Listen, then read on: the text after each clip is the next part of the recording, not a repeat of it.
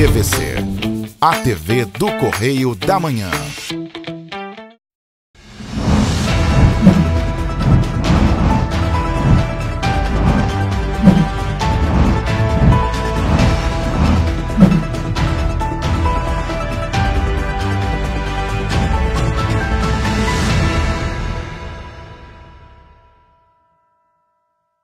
Olá, sejam bem-vindos ao Correio da Manhã na TV. Muito obrigado pela sua presença, sua audiência. Hoje, sábado, o especial da nossa semana aí toda, com todas as notícias relevantes. Olá, Roberta. Olá, Jorge. Olá para você que nos acompanha. Lembrando que você pode mandar sua sugestão de reportagem, sua reclamação, sua denúncia para os nossos canais de comunicação. tvccorreiodamanhã@gmail.com é nosso e-mail, já está aí na sua tela. E nosso WhatsApp DDD 24 99839 8384. E não se esqueçam das nossas redes sociais, nosso Facebook, Instagram, YouTube. Por lá você confere todas as atualizações aqui da TVC, a TV do Correio da Manhã. Vamos então às notícias deste sábado, dia 12 de novembro. Fiocruz confirma a variante da Covid-19 na cidade do Rio de Janeiro. Inadimplência atinge maior taxa anual desde 2016. Custo da cesta básica aumenta 3,10% no estado do Rio. Cerca de 15% das crianças brasileiras são obesas. E mais, músico petropolitano Breno Moraes comemora 30 anos de carreira com lançamento de cerveja e chopp, agora no Correio da Manhã na TV.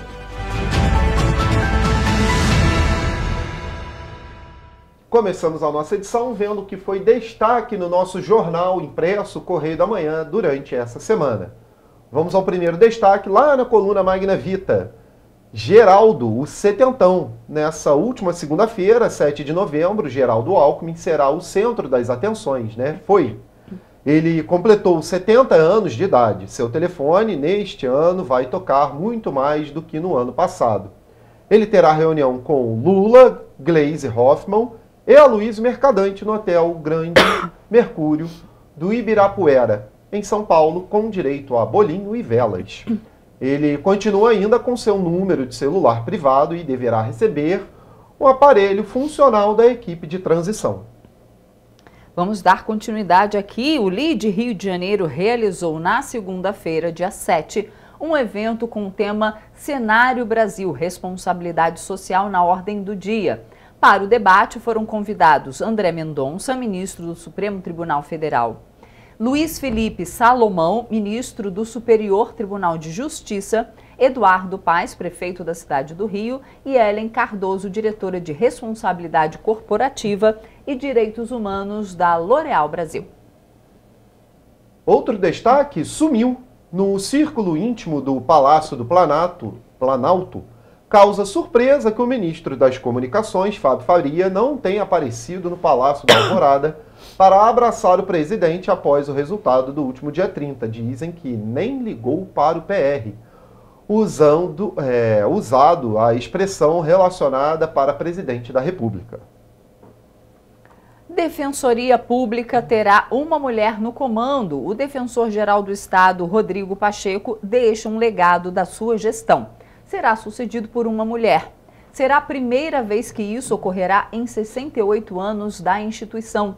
As 3 candidatas que concorrem na lista tríplice foram votadas por defensoras e defensores da ativa e aposentados no último dia 4. O resultado da votação, feita através de um sistema eletrônico próprio, montou a lista tríplice que será enviada ao governador para nomeação para o cargo, conforme previsto em lei. Cláudio Castro tem 15 dias a contar do recebimento da lista para publicar a nomeação no Diário Oficial do Estado. A escolha só deverá ocorrer no retorno das férias do governador. Outro destaque, Andrezinho, o novo astro da família Ceciliano. Nomeado oficialmente para integrar a Comissão de Transição em Brasília, o deputado André Ceciliano vive um momento especial ao acompanhar os passos do seu primogênito, Andrezinho. Como deputado estadual, o rapaz teve 54,815 votos e conseguiu ampliar a base eleitoral do pai. Teve votos em municípios onde Ceciliano, o pai, nunca foi votado. Vamos agora ao destaque de política. Alckmin anuncia nomes da transição. A recomposição do orçamento para garantir a manutenção de programas sociais e de serviços públicos é prioridade da equipe de transição, disse no dia 8 o vice-presidente eleito Geraldo Alckmin. Ele anunciou os nomes do grupo técnico que vai analisar a economia na transição para o futuro governo de Lula. Agora o destaque do Nacional. Participação do Brasil na COP27. O pavilhão brasileiro na COP27 iniciou no dia 8 uma série de palestras programadas para o evento que reúne até o dia 18, em Sharm el-Sheikh, no Egito, representantes oficiais de governos e da sociedade civil para discutir maneiras de enfrentar e se adaptar às mudanças climáticas. INEA encontra espécie de peixe ameaçada de extinção. Na última semana, uma expedição no território do Refúgio de Vida Silvestre Estadual do Médio Paraíba, em Barra Mansa, encontrou um exemplar do peixe ameaçado de extinção surubim do Paraíba. Entre outubro e novembro, a campanha exploratória promovida pela equipe do PAN Paraíba do Sul. Vamos agora ao destaque do Rio de Janeiro. Reformas habitacionais. O conjunto habitacional Pavãozinho e Cantagalo vai ganhar obras de reforma. O governo, por meio da Empresa de Obras Públicas do Estado do Rio, EMOP-RJ, será responsável pela execução da obra. A novidade compõe o conjunto de ações do programa Cidade Integrada e terá um investimento de 8,4 milhões.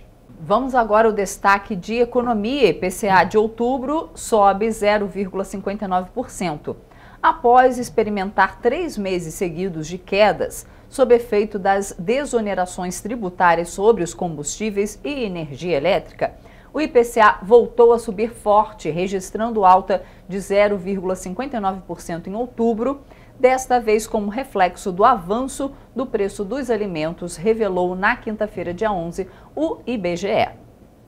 Gente, lembrando que você pode encontrar a nossa versão digital no nosso site correiodamanhã.com.br ou pode ir até as bancas onde é atendido pelo Correio da Manhã. Aqui em Petrópolis você encontra o Correio Petropolitano, tá nas bancas até domingo, porque é uma edição aí especial, né? Sexta, sábado e domingo. Ok? Esses foram os destaques dessa semana do Correio da Manhã na TV. A gente faz agora um rápido intervalo e na volta você vê que a Anatel cria código 0304 para identificar ligações de cobrança. E você vai ver também que o volume de famílias com contas atrasadas no país subiu em outubro. O Correio da Manhã volta já.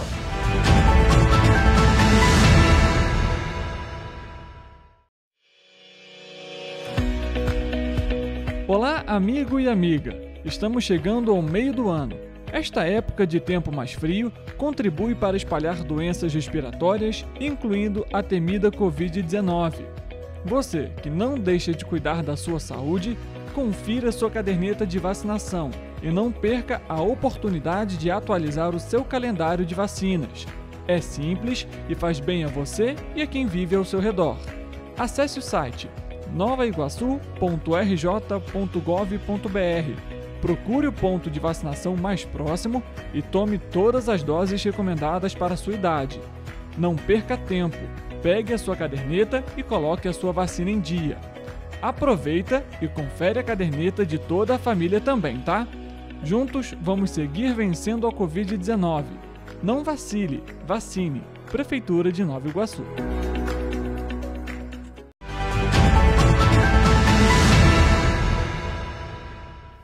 Estamos de volta. A companhia Rumo Logística aprovou o início da construção do trecho da Malha Norte no Mato Grosso. A ferrovia vai escoar a produção de grãos do estado para o Porto de Santos, em São Paulo. A expectativa é que a construção leve 3 anos, com início previsto de operações para o primeiro trimestre de 2026 e investimento na faixa de R$ 4,5 bilhões. As projeções são apenas para a fase que liga Rondonópolis a Campo Verde, compreendendo um trecho de 211 quilômetros de extensão, apesar de o projeto também prever a conexão de Cuiabá e Lucas do Rio Verde. Em agosto, o presidente da empresa, João Alberto Abreu, disse que a companhia estava revisando os estudos para a construção da ferrovia, já que a inflação impactou muito os custos de vários produtos. Em 2021, a outorga do contrato foi obtida por meio de uma lei estadual que estabeleceu um instrumento de autorização. Depois de finalizado, o terminal de Campo Verde terá capacidade instalada na faixa de 10 a 30 milhões de toneladas úteis por ano. Durante todo o mês, a campanha Novembro Azul tem o objetivo de conscientizar o público masculino sobre a saúde. Entre as preocupações estão o câncer de próstata, doença que mais acomete a população masculina no Brasil. Com o objetivo de conscientizar a população masculina sobre a saúde, a campanha Novembro Azul realiza diversas atividades em prol da melhor qualidade de vida do homem. Dentre as doenças que mais acometem o público está o câncer de próstata. Se aconselha hoje em dia que, a partir de 45 anos, quando o homem tem algum parente direto que tenha tido câncer de próstata, ou seja, tem uma história familiar para câncer de próstata, ou seja, da raça negra.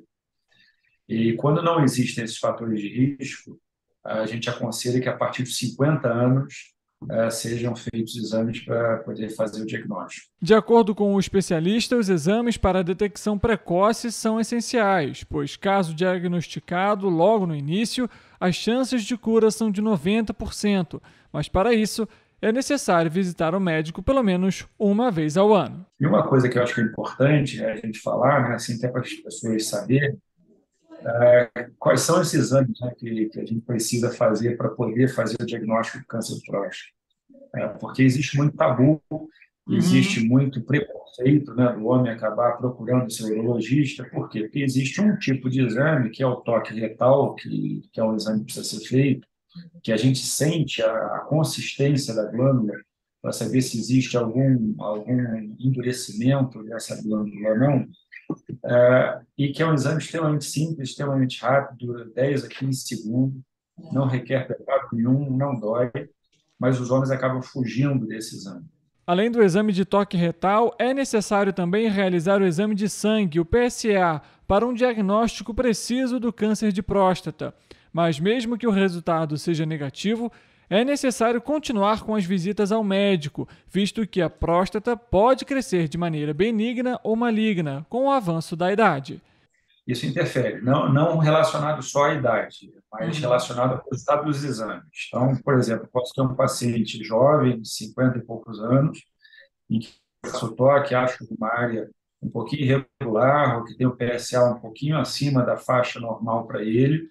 E aí pode ser necessário que a gente complemente com alguns outros exames, tipo ultrassonografia ou ressonância, e de acordo com o resultado, a gente pode precisar fazer PSA de 4 em 4 meses, fazer uma consulta de revisão de 6 em 6 meses. Então, isso vai depender do resultado dos exames. O câncer de próstata é uma doença silenciosa, por isso, o médico recomenda o acompanhamento. O especialista ainda ressaltou a importância de jovens também cuidarem da saúde, visto que os cânceres de pênis e testículos, por exemplo, atingem um público entre 15 e 35 anos. Os tratamentos variam de acordo com o paciente e o estágio em que o câncer foi diagnosticado. Foi confirmada uma nova variante da Covid-19 no Rio de Janeiro esta semana. Por isso, a Secretaria de Saúde do Estado alerta sobre a importância da população concluir o esquema vacinal. Nas últimas semanas, foi registrado o aumento no número de casos de Covid-19 no estado do Rio de Janeiro. Com isso, foi identificada esta semana uma subvariante Omicron BQ1 do novo coronavírus. De acordo com a Secretaria Municipal de Saúde do Rio de Janeiro, a confirmação veio por meio do sequenciamento genético feito pela Fundação Oswaldo Cruz. Começou outra vez, né? Por isso que eu estou de máscara, eu tinha até tirado. Não tem medo não, mas Isso aí tá dando um saco já, né? Esse negócio de ficar usando máscara, essas coisas todas. A secretaria alertou a quem ainda não tomou a dose de reforço da vacina contra a Covid-19 que procure uma unidade de saúde para concluir o esquema de imunização. No município do Rio, 25% da população adulta não recebeu a primeira dose de reforço da vacina. A segunda dose foi aplicada em 34,7% dos maiores de 18 anos. A senhora acha importante se vacinar? Eu acho, já tomei a 4ª dose. Já. Está imunizada então? Se vir a 5 eu tomo também, se vir a 6 eu tomo também. Na cidade de Petrópolis, em outubro, foram registrados dias mais quentes. Com isso, foram confirmados 351 casos da doença, 2.418 casos notificados e nenhum óbito. A predominância de casos entre as mulheres, que representam 67,81% das notificações, já os homens foram responsáveis por 32,19% dos casos. Em contrapartida, o início de novembro com queda nas temperaturas, o que, segundo a Fiocruz, contribui para o aumento dos casos de doenças respiratórias. Entre os dias 1º e 11, foram 26 casos confirmados, 218 notificados e um óbito no município. Bem assustador. Foi muito assustador, medo, né? E as pessoas, algumas não respeitam. A Secretaria de Saúde do Estado enviou um ofício aos 92 municípios do Rio de Janeiro, reforçando a importância da ampliação da testagem para a Covid-19. Nos últimos 15 dias, a taxa de positividade para o teste PCR aumentou 4% e para o antígeno aumentou 11%.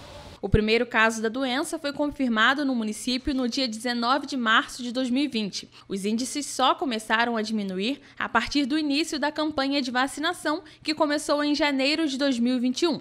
De acordo com o painel vacinômetro da Secretaria de Saúde de Petrópolis, do dia 1º ao dia 7 de novembro de 2022, o índice de vacinação da primeira dose contra a Covid era de 266.818, o que representa 90,2%.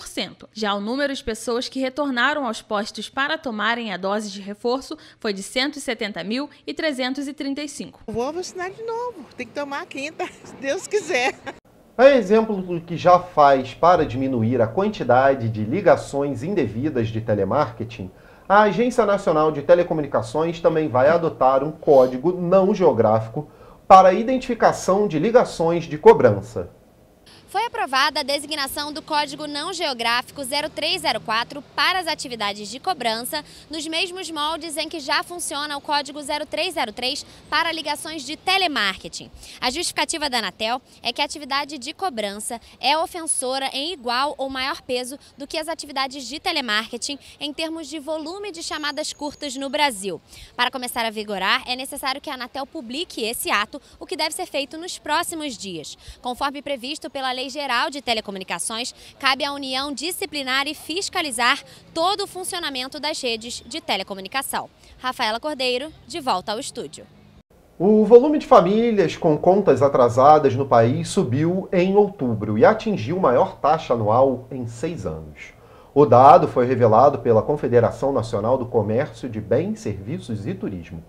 Segundo a pesquisa de endividamento e inadimplência do consumidor, divulgada nesta segunda-feira pela Confederação Nacional do Comércio de Bens, Serviços e Turismo, a proporção de famílias inadimplentes ficou em 30,3% no mês passado, alta de 0,3 ponto percentual em relação a setembro e de 4,6 pontos em relação a outubro do ano passado. Esse avanço de 4,6 pontos em 12 meses foi o maior já registrado na comparação anual desde março de 2016. O aumento na inadimplência ocorreu mesmo com a relativa estabilidade registrada no número de endividados. No mês de outubro deste ano, 79,2% das famílias estão endividadas. Em comparação ao mês anterior, houve uma queda de 0,01%.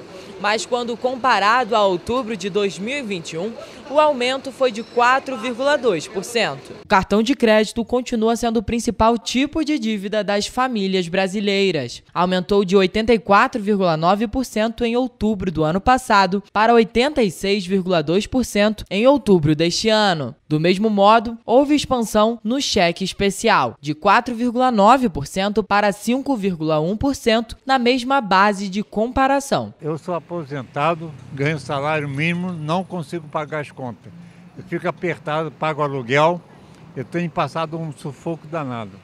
Tenho passado muito aperto porque eu tenho que comprar remédios para mim. A inflação está alta, né?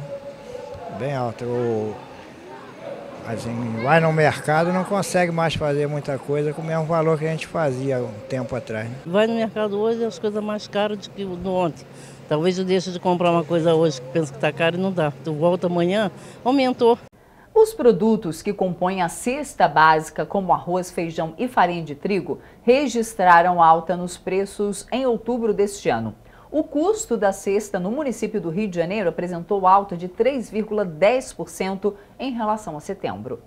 Segundo o Departamento Intersindical de Estatística e Estudos Socioeconômicos, em outubro deste ano, o custo da cesta básica no município do Rio de Janeiro apresentou alta de 3,10% em relação a setembro. Entre as capitais pesquisadas, o resultado foi o quarto mais alto e atingiu o valor de R$ 736,28 por cesta. Em comparação com outubro de 2021, a cesta acumulou elevação de 9,26%. Ao longo do ano, o aumento já foi de 10,51%. O preço como é que tá? Vocês estão aproveitando as promoções? Tá absurdo, minha filha. Tá absurdo, tá? Alguns produtos registraram alta no preço em comparação a setembro de 2021.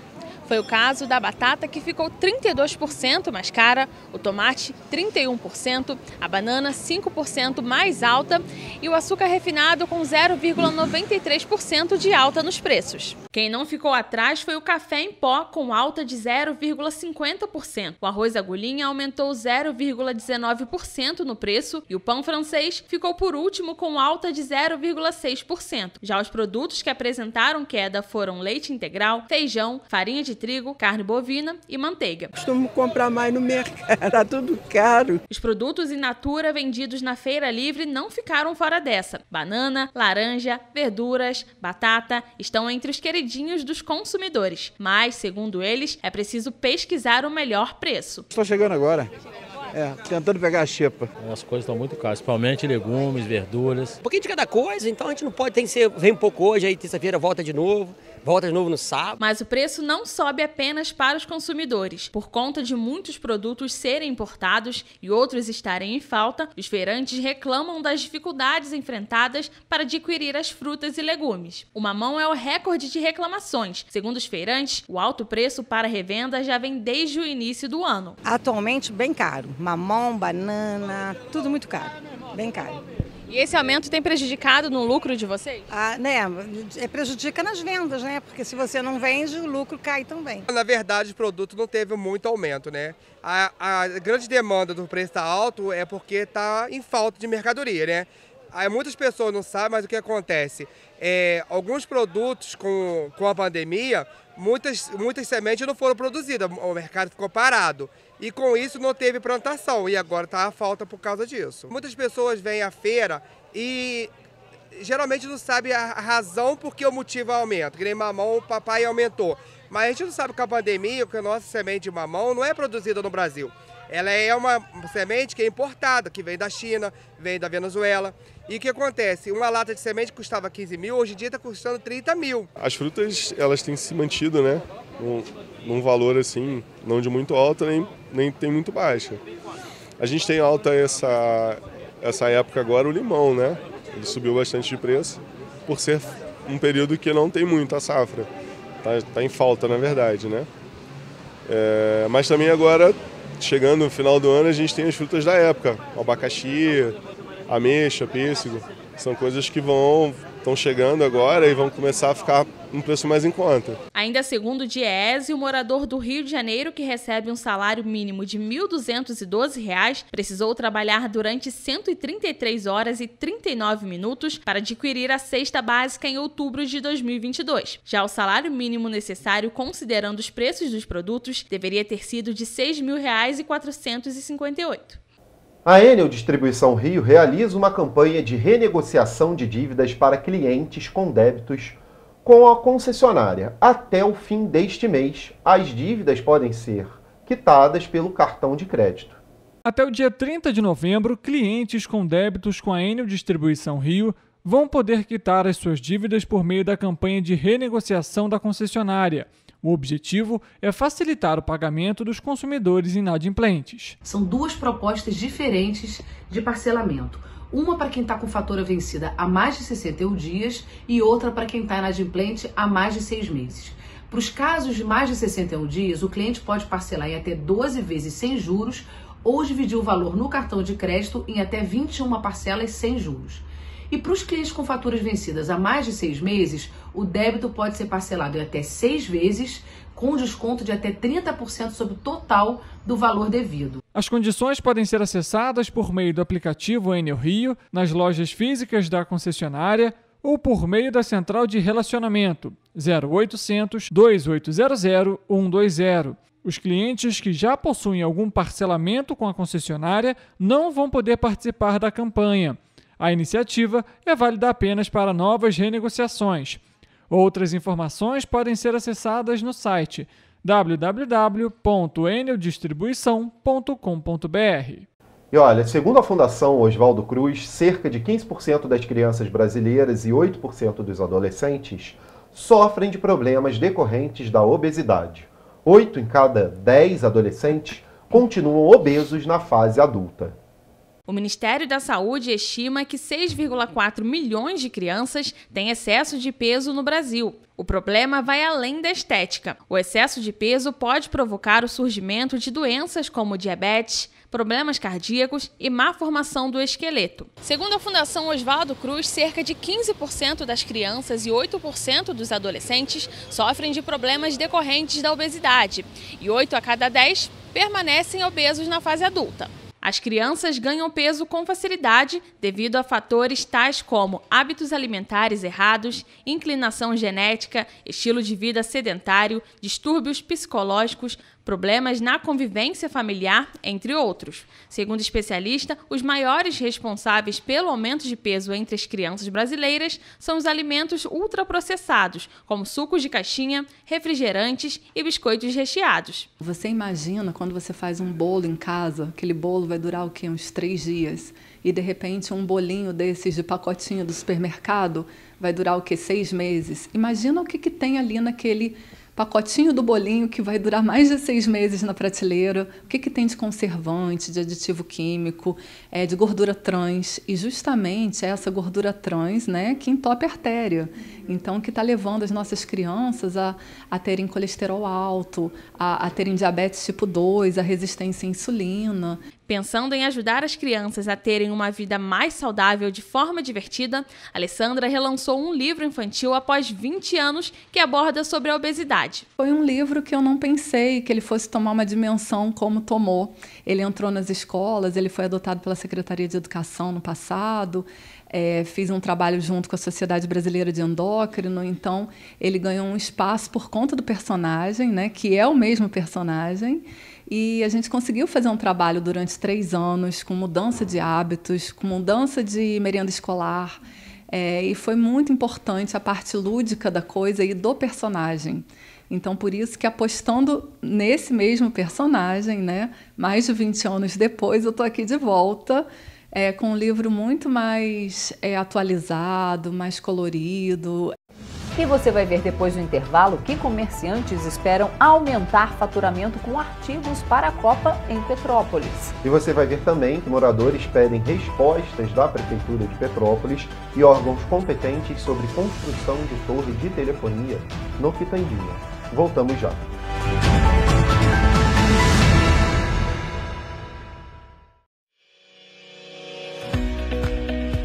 Olá, amigo e amiga! Estamos chegando ao meio do ano.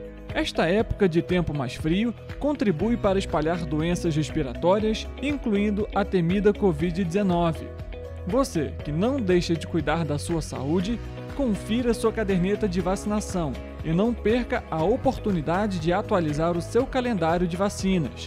É simples e faz bem a você e a quem vive ao seu redor. Acesse o site novaiguaçu.rj.gov.br. Procure o ponto de vacinação mais próximo e tome todas as doses recomendadas para a sua idade. Não perca tempo, pegue a sua caderneta e coloque a sua vacina em dia. Aproveita e confere a caderneta de toda a família também, tá?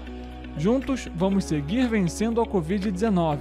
Não vacile, vacine. Prefeitura de Nova Iguaçu.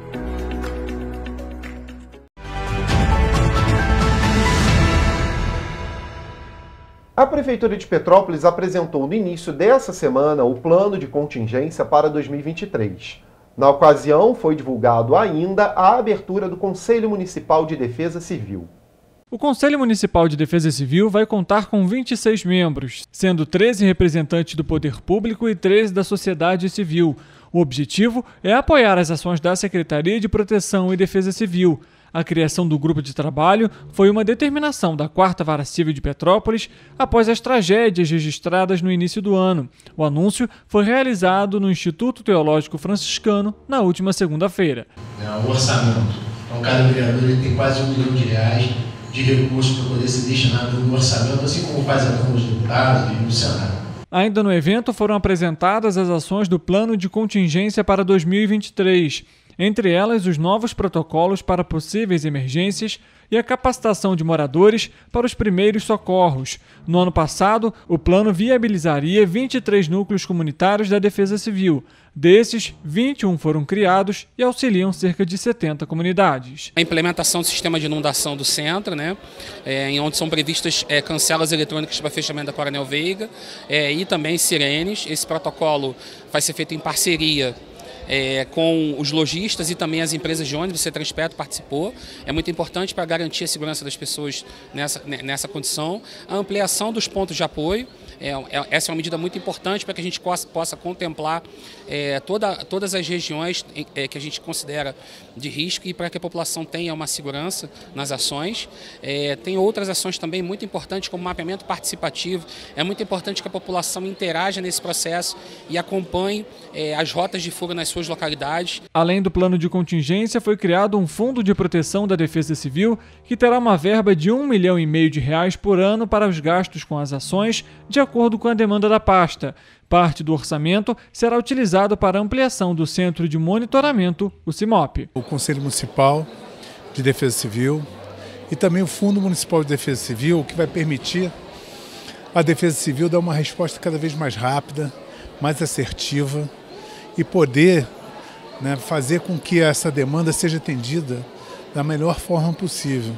Então a gente vai estar dando autonomia à Defesa Civil, que vai poder fazer gestão realmente dos desastres e, sobretudo, prevenção, que é o que a gente quer, Então a gente vai dotar a Defesa Civil de viaturas novas, de uma sede nova, vai ampliar também o CIMOP, que é o nosso Centro de Monitoramento e Operações. Então, com isso, a gente vai melhorar a qualidade do atendimento à população. Apesar das novas ações e medidas apresentadas, parte da população ainda vive com medo do período chuvoso, visto que muitas localidades ainda apresentam um cenário frágil, como no Castelânia e Morro da Oficina. A gente acha super importante as medidas que estão sendo tomadas, mas eu acho que poderia ser tomado um pouquinho antes, Porque o verão já está aí, as chuvas já vão voltar, tem lugares que nada foi feito ainda. Eu falo como Castelânia, eu vejo 1º de Maio, algumas partes ainda da Condidê, Sargento, Vila Vasconcelos. Então são lugares que ainda não tiveram intervenções algumas e as coisas ainda são um pouco difíceis da gente ter acesso até de informações. Então a gente pede que as coisas sejam um pouquinho mais aceleradas para que as chuvas venham e nada de pior aconteça novamente. De acordo com a Prefeitura, a sede da Defesa Civil, localizada na Rua Buarque de Macedo, no Morém, vai ser realocada no prédio IMPAS, na Rua Doutor Alencar Lima. A expectativa é que a alteração seja feita ainda no primeiro semestre de 2023. Moradores da Rua Bahia e da Rua Sergipe, no Quitandinha, estão insatisfeitos com a construção de uma torre de estações rádio base que está sendo instalada no local. A denúncia aponta que nenhum dos moradores foi informado sobre a instalação, que está sendo feita muito próximo aos terrenos das casas. Em menos de 10 dias, a região do Quitandinha vai ganhar uma torre de telefonia de 43 metros de altura. A obra de instalação, que tem o alvará da prefeitura, é motivo de reclamação de muitos moradores. A casa mais próxima está a apenas 3 metros de distância das obras, que começaram há aproximadamente 20 dias e já estão na reta final. A preocupação é, pela distância, ficou bem próximo da minha residência, tenho minha família, tenho 3 crianças, E às vezes estou trabalhando igual cerca, criança é complicado, E também, a radiação, que vem a assustar um pouco. Os moradores buscaram a ajuda da Defensoria Pública do município, que questionou a prefeitura em relação à autorização para a instalação da torre. A Defensoria considera que a instalação de tal equipamento pode trazer riscos à saúde da população local. A Defensoria cobra que o município esclareça se foram feitos estudos técnicos, tanto sobre eventuais danos à população local, quanto ao meio ambiente. No local, há uma placa confirmando que a obra tem alvará de autorização da prefeitura. O Poder Executivo, no caso o prefeito, ele deveria solicitar um secretário ou a própria assessoria de comunicação que fizesse um aviso prévio para os moradores, até para a gente estar ciente dessa construção. E nada disso aconteceu. É isso que nos assusta. Então, para nós moradores, é muito revoltante. Os moradores afirmam que não foram avisados sobre o início das obras. Segundo eles, a maior preocupação é com as crianças que vivem na região. Por esta via, diariamente, passam cerca de 400 crianças a caminho da escola. Embora ainda não exista um consenso na área médica acerca de possíveis doenças em consequência da radiação gerada por essas torres, vários estudos sugerem que esta radiação pode interferir nas ondas cerebrais. Podem ainda alterar a pressão sanguínea, reduzindo respostas imunológicas e provocando enxaqueca, insônia, síndrome de fadiga com prejuízo da memória de curto prazo e epilepsia. Estou em casa e muito preocupado com essa torre que está saindo aqui. 3,10 metros da minha parede, da minha casa, conforme todo mundo está vendo aí. E eu estou muito preocupado com raio, com choque elétrico, com criança que passa aqui. E isso aí está me deixando eu até sem sono. Procurada, a prefeitura informou que a autorização para a instalação dessas antenas é da Anatel, que verifica a questão de radiação. Cabe à prefeitura legislar sobre o uso do solo dentro dos parâmetros da Lei de Uso e Parcelamento e Ocupação de Solo, emitindo as licenças para construção e ambientais. Licença essa que foi concedida seguindo a legislação vigente. A gente não sabe a limitação, a distância, a segurança, A gente sabe que é uma torre de 5G, é um avanço da tecnologia, sim, o Petropolitano ele precisa, até porque o mercado virtual está aumentando bastante, mas aqui é um caminho alternativo para as crianças das escolas. A gente tem aproximadamente quase 1.200 alunos, dentro desses 1.200 alunos, aproximadamente 400 passam por esse caminho. Fora os alunos, tem morador que passa por aqui e as residências que estão coladas a essa torre. Essa é a nossa preocupação. A Defensoria requisitou ainda que o município informe se foram realizadas medições no local para observar o distanciamento entre a torre e demais construções. O documento também cobra que a Secretaria de Obras encaminhe à Defensoria uma cópia integral dos estudos realizados para a instalação da torre. Segundo a própria Defensoria, até o fechamento desta edição, as Secretarias Municipal de Obras e de Planejamento ainda não haviam retornado às requisições do órgão. Já pensou em almoçar em um local tomado por moscas? Dormir com o barulho e a presença constante desses insetos? Até mesmo utilizar um banheiro cheio deles? Pois é, essa tem sido a situação e a realidade de moradores da localidade do Brejal, no distrito da Posse, em Petrópolis, que temem pela própria saúde. Olha só. Moscas nas janelas, espalhadas próximo aos ralos das casas, dentro dos banheiros e cômodos em geral. Esse é o dia a dia dos moradores do Brejal em Petrópolis. Segundo eles, o problema está diretamente ligado à existência de uma granja que existe na localidade e tem sido um verdadeiro criadouro de moscas. Já tem alguns anos que todos os moradores, e mais especialmente lá, todos os moradores da região do Brejal têm se queixado do aumento do número de moscas. Como é difícil conviver com essas moscas, com essa infestação de moscas que tem lá. O problema, além de gerar incômodo, tem prejudicado financeiramente donos de restaurantes e pousadas da região. O movimento nos estabelecimentos diminuiu consideravelmente devido à quantidade de moscas. Nem mesmo as armadilhas colocadas com o intuito de reduzir o número dos insetos têm sido suficientes. A situação não é novidade e já causou até o fechamento de empreendimentos. Os moradores afirmam que procuraram o poder público na tentativa de resolver a situação, mas não tiveram retorno. Mexer com gênero alimentício é impraticável. Com a quantidade. Mas mesmo evitando mexer, cozinhar, é impraticável, porque elas ficam pousando na gente, no grupo que tem do WhatsApp, do pessoal da região, eles já mencionaram que não foi a primeira vez que eles já tentaram visitar o local, já chamaram órgãos públicos para fazer fiscalizações, mas, por enquanto, nenhuma medida foi eficaz. Nenhuma dessas visitas surtiu efeito, né? Porque nós continuamos convivendo com as moscas, né? Nós entramos em contato com a granja, que informou que a empresa está registrada na Secretaria de Agricultura do Estado e segue todas as normas de controle que são determinadas. A granja ainda ressaltou que na região há lavouras e outras criações que também contribuem para a proliferação das moscas. As pessoas portadoras de algum tipo de deficiência têm denunciado as condições atuais do transporte público de Petrópolis. Os elevadores, alavancas e cintos de segurança são só alguns dos problemas que muitas vezes impossibilitam que eles consigam utilizar os ônibus. Calçadas desniveladas, buracos e espaços reduzidos entre muros e postes. Essa é a situação de muitas ruas em Petrópolis. E como consequência, as pessoas portadoras de algum tipo de deficiência precisam tomar cuidado redobrado apenas para conseguirem exercer o direito de ir e vir na cidade. Como se não bastassem os obstáculos já existentes, sair de casa também não é uma tarefa fácil. As condições precárias do transporte público do município acabam tornando essas pessoas prisioneiras dentro do próprio lar. Por essas e outras razões que nós não saímos, ônibus 700, número 6314, deixou a gente na mão, porque não tinha nem a chave para a rampa funcionar.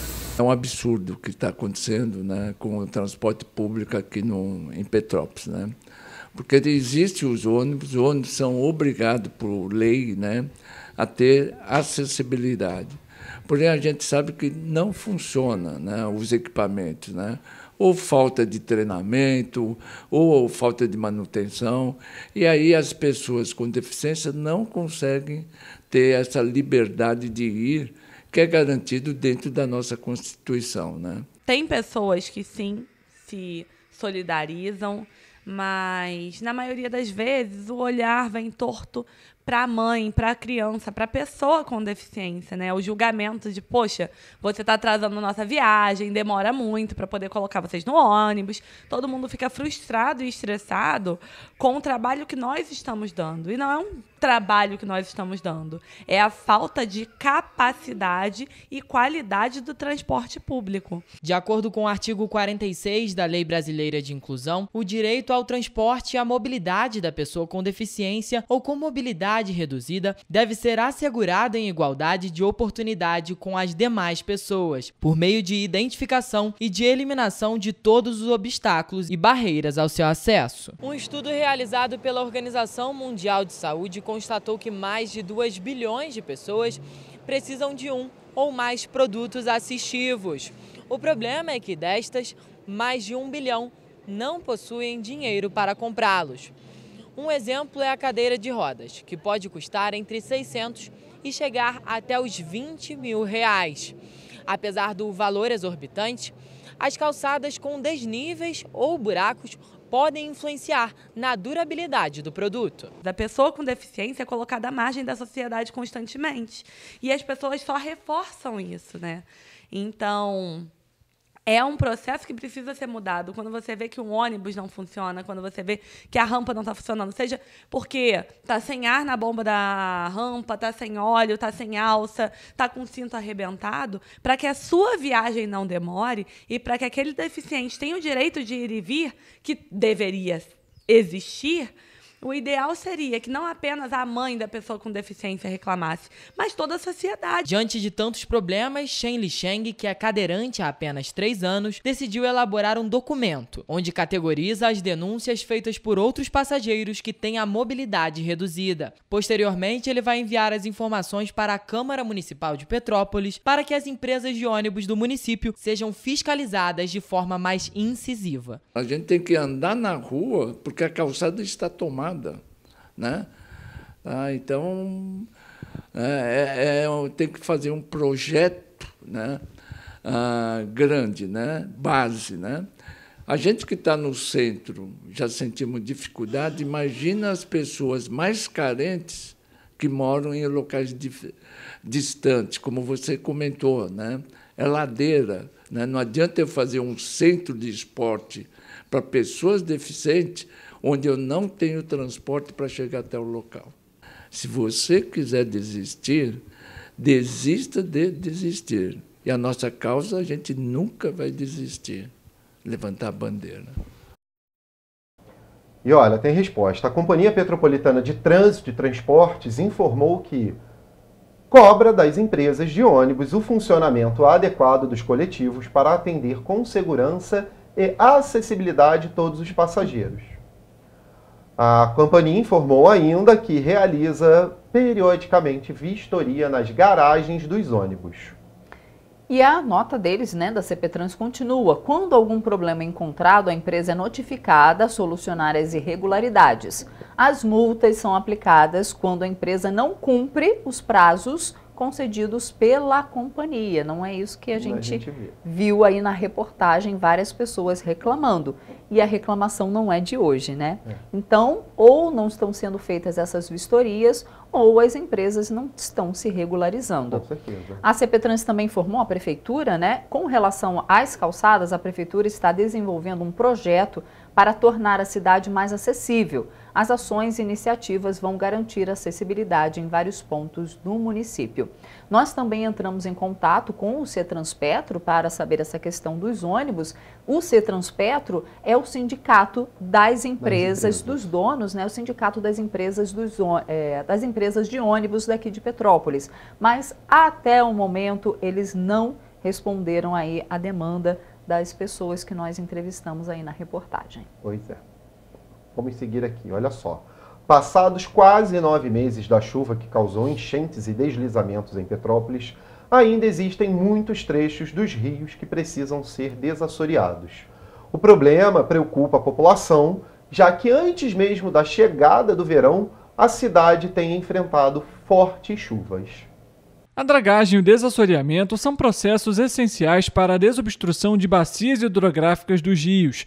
A atividade é muito importante, principalmente em uma cidade como Petrópolis, para evitar que os rios voltem a transbordar rapidamente. O desassoreamento remove resíduos e sedimentos acumulados no fundo dos rios para a melhoria de seu escoamento, com o intuito de minimizar as inundações.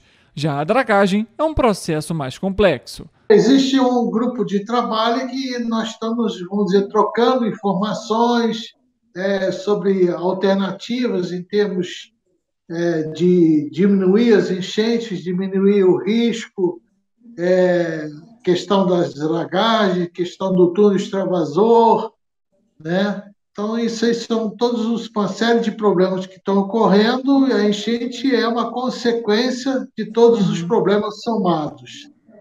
principalmente do assoreamento dos rios, caso do desmatamento, da sujeira que entra dentro do rio e vai assoreando o rio também. O processo de dragagem começou na segunda quinzena de outubro em Petrópolis. A Prefeitura informou que, em parceria com o Instituto Estadual do Meio Ambiente, o INEA, já havia retirado 73 mil metros cúbicos de sedimentos dos rios e córregos, sendo considerada a maior dragagem da história na cidade. Mas no dia 28 de outubro, o rio Quitandinha transbordou na altura da rua Coronel Veiga, depois de mais uma pancada de chuva moderada. O problema da Coronel Veiga é um problema que existe 50 anos, e ali é um problema que realmente ocorre talvez em uma média de 25 enchentes por ano nessa região, e há um estrangulamento lá naquela região. Então, não é um problema que possa ser resolvido facilmente e nem a dragagem dos rios lá vão resolver o problema. De acordo com a Prefeitura, a liberação de mais 12 milhões de reais pelo Ministério de Desenvolvimento Regional, que está sob responsabilidade da Prefeitura, vai possibilitar a abertura de 13 frentes de trabalho para a limpeza mecânica e manual. Ainda de acordo com o município, os serviços de desassoreamento vão funcionar por 17 quilômetros em rios e córregos, aprofundando a calha em mais 1,5 metro e alargando as margens. Atualmente, as ações de desassoreamento avançam em 6 pontos nas regiões do Morém, Correias, Duarte da Silveira, Quitandinha e em 2 locais da Avenida Barão do Rio Branco. Já para atenuar os alagamentos constantes na rua Coronel Veiga, uma possível solução: diminuir em 1/3 o fluxo de água no rio Quitandinha. O estudo que nós estamos fazendo seria o Lago do Quitandinha. E o lago, nos dias de bastante chuva, poderia ser rebaixado um pouquinho e aí ele serviria como um piscinão natural que captaria toda essa água em volta lá do Quitandinha e diminuiria e faria com que a vazão do rio Quitandinha fosse diluída, em vez de um período rápido de 1 a 2 horas, fosse ela diluída por um período de 6 horas, talvez. A expectativa é que mais de 73 mil metros cúbicos de sedimentos sejam retirados dos rios e córregos da cidade. O Corpo de Bombeiros Militar do Estado do Rio realizou na última segunda-feira um treinamento com foco no socorro a vítimas de enchentes, inundações e enxurradas no Parque Radical de Deodoro. A atividade faz parte do curso de salvamento terrestre da corporação. O curso conta com módulos de atuação em situações de emergência e desastres provocados por chuvas fortes. O treino inclui técnicas de nado defensivo e ofensivo em correnteza, arremesso de sacos de salvamento em água e isca viva, que é quando o bombeiro preso em uma corda vai até a vítima para salvá-la. Neste módulo, o curso recebeu alunos da Força Aérea Brasileira e dos Corpos de Bombeiros do Maranhão e de Roraima. O nosso curso ele foca basicamente nas ocorrências de desastres naturais, principalmente relacionadas às grandes chuvas e também aos deslizamentos de terra. Esses militares aqui, eles fazem parte de diversos outros corpos de bombeiros do país, como Maranhão, Roraima. Nós também temos militares da Força Aérea Brasileira que vêm para cá receber um pouco do nosso conhecimento. E a ideia é que esses militares voltem para as suas unidades e sejam grandes multiplicadores para que possam melhorar ainda mais a capacitação dos bombeiros aqui no nosso estado. A atividade faz parte do curso de salvamento terrestre do Corpo de Bombeiros. O curso é ministrado há 7 anos pelo Centro de Instrução Especializada de Bombeiros, em parceria com o Grupamento de Busca e Salvamento, e é referência nacional. Neste ano, durante as enchentes, Petrópolis recebeu bombeiros de diferentes estados do Brasil para auxiliarem nas buscas pelas vítimas. Aqui a gente está vendo um rio, um salvamento no rio. Mas a gente eleva a dificuldade que aconteceria, por exemplo, no alagamento, numa enchente. Se esse militar nosso ele é preparado para esse tipo de evento, numa enchente ou numa inundação, ele vai saber operar muito bem. Os bombeiros que participam do curso de especialização passam por um rigoroso processo seletivo com exigência de inspeção da saúde, teste físico e provas. São 152 horas de aulas práticas e teóricas organizadas em 15 disciplinas, todas presenciais. O Corpo de Bombeiros do Rio de Janeiro realiza treinamentos constantes durante todo o ano como preparação da tropa para eventos de pequeno, médio e grande portes. Os cursos também simulam um atendimento a vítimas de deslizamentos de terra e de desabamentos. A ideia é que os militares dessa turma sejam multiplicadores dos conteúdos aprendidos, aprimorando o serviço em seus quartéis e buscando cada vez mais profissionais para fazerem parte dos cursos. Eu vi a necessidade de estar buscando um curso que me capacitaria a ser um profissional mais completo. No meu quartel, são poucos os profissionais que têm este curso, que têm essa especialização. Então é algo que eu vim buscar para poder disseminar na minha unidade. Alunos do curso de audiovisual do Colégio Dom Pedro II, em Petrópolis, realizaram uma exposição no sábado passado para apresentar os cursos técnicos oferecidos durante o ensino médio. Foram apresentadas oficinas de roteiro, produção de vídeo e outras atividades abertas ao público. Com o objetivo de apresentar os cursos técnicos integrados ao ensino médio do Colégio Estadual Dom Pedro II, onde são oferecidas aulas de produção de áudio e vídeo e também de química, os 50 alunos já matriculados realizaram no último sábado uma exposição aberta ao público dos trabalhos feitos por eles. As atividades foram direcionadas para alunos que estão atualmente no 9º ano do ensino fundamental. Os alunos apresentaram como é que é o dia deles aqui, o dia a dia, né? Então foram espécies de oficinas em que eles, por exemplo, no áudio e vídeo, demonstraram como é que é feito um roteiro, como é que faz a gravação de um filme, depois a edição. Lá no Química também tiveram oficinas com experimentos dessa área de ciências. Jovens que saem formados daqui, eles podem atuar em quê? Então, os jovens que saem formados no áudio e vídeo, eles podem atuar como assistentes técnicos em várias áreas do audiovisual. Então, por exemplo, roteiro, eles podem atuar na captação de imagens, na captação de áudio, em edição. Muitos vão para artes cênicas também, então a gente tem vários alunos egressos daqui que se formaram em teatro, outros vão para a área de cinema, outros vão para a área do jornalismo. O curso tem duração de 3 anos e funciona em horário integral. A proposta curricular está adequada ao novo ensino médio, que reúne disciplinas como matemática, física e química, além de disciplinas específicas da área profissional, como oficinas de roteiro e produção, captação de imagem, captação de áudio, edição, entre outras. Em 2008, o Colégio Estadual Dom Pedro II aderiu a uma proposta do governo federal por meio do Ministério da Educação, que buscava alternativas para poder preparar o jovem para o mercado de trabalho. O EME também participa de diversas atividades externas na área do audiovisual e afins, além de ser um dos realizadores da Mostra Audiovisual de Petrópolis, evento cultural consolidado na cidade e reconhecido inclusive internacionalmente por trazer produções cinematográficas. Aqui do curso do áudio e vídeo, nós teremos 8 documentários, teremos também 3 filmes de transcriação literária, baseados na obra do Stefan Zweig. Então, a Casa Stefan Zweig também é nossa parceira esse ano. E mais 3 filmes que a gente chama de autorais, que são filmes em que os alunos desenvolvem como se fosse um TCC. Então, eles desenvolvem o projeto do início ao fim, desde a escrita do roteiro até a captação das imagens, a finalização, a produção. E temos também a Estácio. A Estácio de Sá, esse ano, participa junto com a gente na realização de oficinas mais técnicas voltadas para o mercado audiovisual e também com a exibição de 5 documentários. As novas vagas para o ensino médio integrado vão ser abertas no dia 17 de novembro no site matriculafácil.rj.gov.br. Esta semana foi realizada mais uma edição da tradicional Corrida dos Garçons, que faz parte da programação do Petrópolis Gourmet. A atividade aconteceu na Praça da Inconfidência, no centro de Petrópolis. Após 2 anos de pandemia, a famosa Corrida dos Garçons voltou a acontecer em Petrópolis.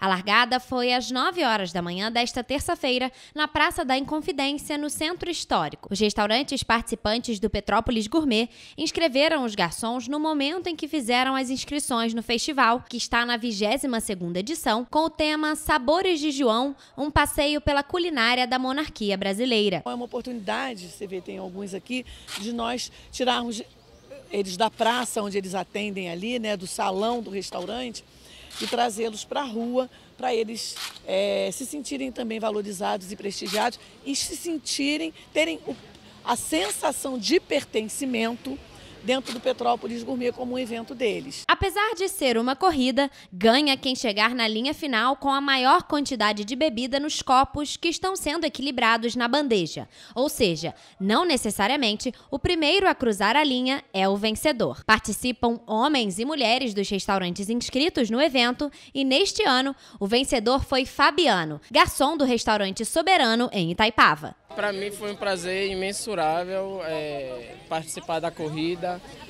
Foi mais prazeroso ainda ter levado o prêmio em primeiro lugar para o Soberano. Acho que a gratidão, a satisfação é imensa. Eu tenho pouco tempo, a minha experiência como garçom é pouca. Eu comecei na inauguração junto com o Soberano, entrei como comim. Há pouco menos de 3 meses eu fui promovido a garçom.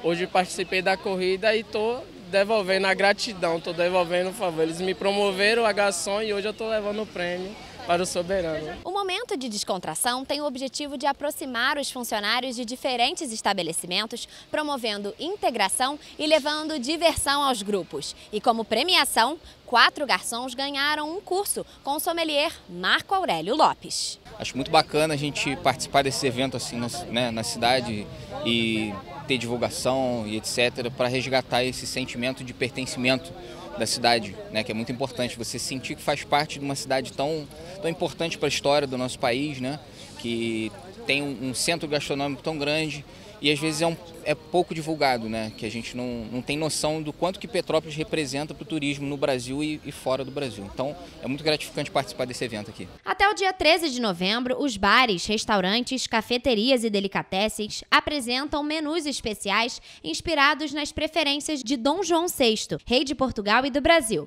Todos esses menus foram premiados no concurso que elegeu melhores pratos e chefes revelação. A cada ano, o objetivo é ter mais funcionários participantes da corrida dos garçons. Nesta edição, além das oficinas, todos os participantes ganharam uma cesta de alimentos. Eu já vou começar a treinar a partir de agora. Com a Copa do Mundo se aproximando, os comerciantes têm investido em estoques de peças personalizadas. Mas, segundo eles, até o momento as vendas têm sido fracas.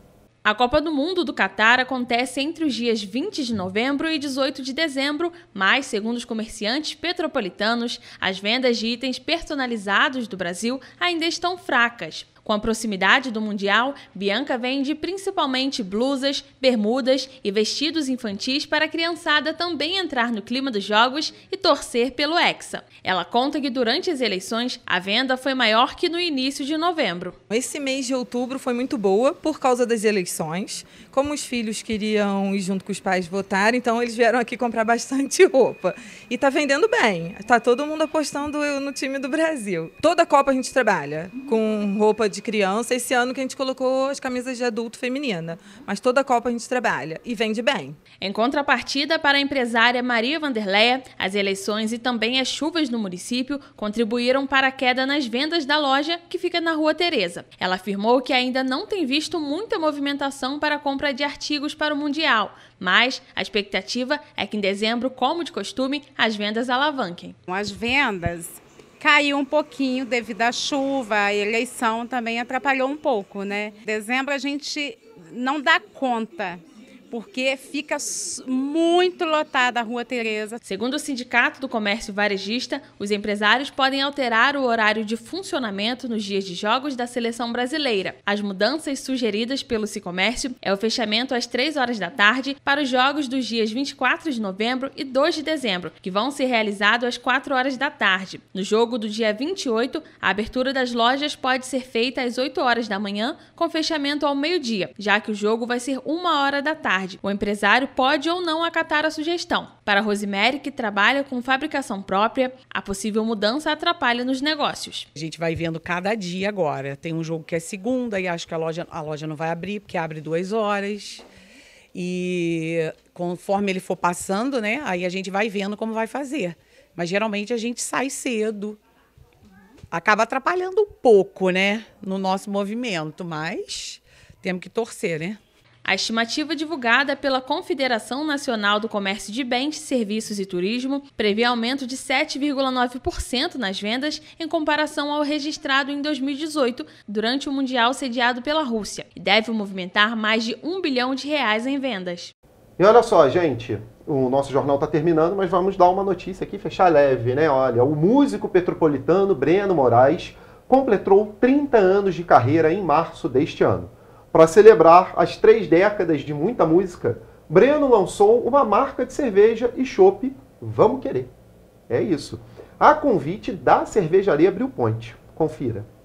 Além do saxofone e da flauta, agora o músico mostra ao público o seu lado cervejeiro nato para embalar ainda mais as festas e celebrações que tanto combinam com o saxofonista. A Vamos Querer é cerveja e chopp nos tipos Jazz IPA e Party Lager.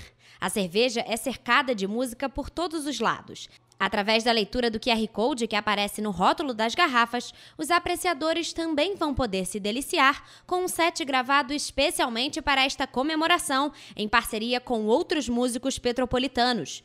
O nome surgiu de uma expressão muito usada pelo próprio músico de ter fé na vida.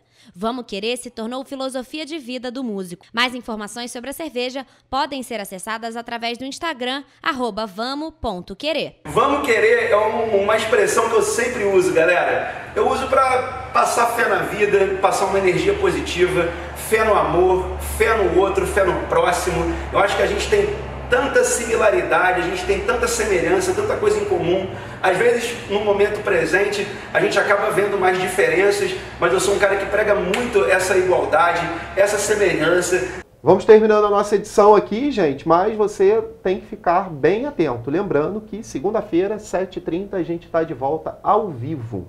Um ótimo fim de semana e até segunda. Tchau, tchau. Tchau.